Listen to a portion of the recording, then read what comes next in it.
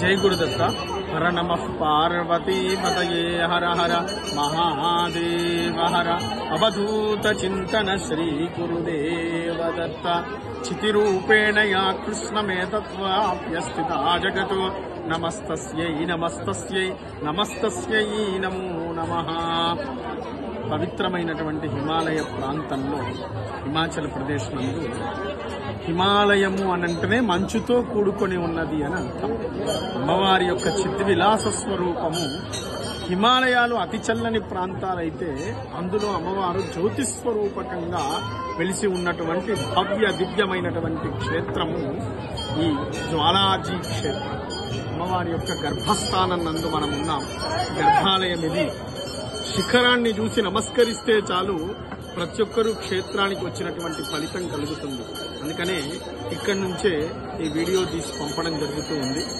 అందులో అమ్మవారు చిద్విలాసంగా చితిరూపేణయా కృష్ణ మేతద్వ్యాప్యస్థిత జగత్ నమస్తస్యై నమస్తస్యై నమస్తస్యై నమో నమః. దేవి భాగవతం నందు చెప్పడం జరిగి ఉన్నది. చితిస్వరూపంలో అంటే అగ్ని కలికవోలే. ఏ అగ్ని అజ్ఞానము తీసేటటువంటి జ్ఞానాగ్ని స్వరూపంలో నిరంతరం వెలుగుతూ ప్రజ్వలిస్తూ 9 రూపాలలో 9 జ్యోతుల రూపంలో దర్శనమిచ్చేటువంటి దివ్యధామము ఈ మహాక్షేత్రం. ఎక్కడ మనం చూసి ఉండము. అగ్నిస్వరూపమైనటువంటి అమ్మవారు భూమిలో నుండి అగ్ని గర్భం అంటే అగ్ని వలె జ్యోతి, ఎటువంటి ఇంధనములు లేకుండా, ఒత్తి ఇటువంటివే లేకుండా, నూనె, ఆజ్యము, తైలము ఇటువంటి ఏవీ లేకున్నటువంటి స్వయముద్భవమైనటువంటి జ్యోతిస్వరూపంలో అమ్మవారు వెలిసినటువంటి భవ్యమైనటువంటి క్షేత్ర రాజము ఈ క్షేత్రం.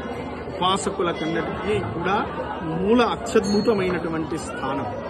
జ్ఞానాగ్ని చేత ఈ శరీరాన్ని దహించి అమ్మలో చేరుకోవాలనేటువంటి సత్యాన్ని తెలిపేటువంటి దివ్యధామము ఈ మహాక్షేత్రం. మనం ఆ జ్వాలను చేతితో స్పృశించినా కూడా అమ్మతత్వం ఎంత గొప్పది. నిప్పు మనం ముట్టుకుంటే ఏమవుతుంది? కాలుతుంది. కానీ ఇక్కడ వేడి మాత్రమే తలుగుతుందండి.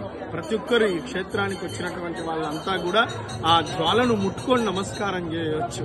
నిరంతరం అనేక మంది పరిశోధనలు చేశారు ఈ స్థానం నందు. ఏమన్నా సహజ వాయువు నిక్షేపాలు ఉంటాయా, గ్యాస్ నిక్షేపాలు ఉన్నాయని ఇస్రో వాళ్ళు సైతం కనుక్కోలేకపోయారు.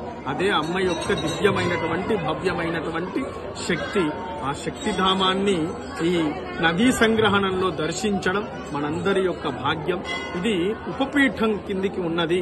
అంటే అష్టాదశ శక్తి పీఠాలు కొన్ని గ్రంథాలలో 54 అని, కొన్ని గ్రంథాలలో 108 అని, కొన్ని గ్రంథాలలో 18 అని చెప్పడం జరిగింది.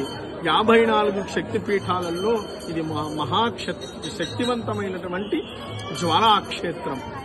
ఇటువంటి క్షేత్రంలో మనం దర్శనం చేసుకోవడం, ఇక్కడ అన్నదానం చేయడం, అమ్మవారిని చిదగ్నిగా భావించి సేవించడం ఎంతో ఫలప్రదం.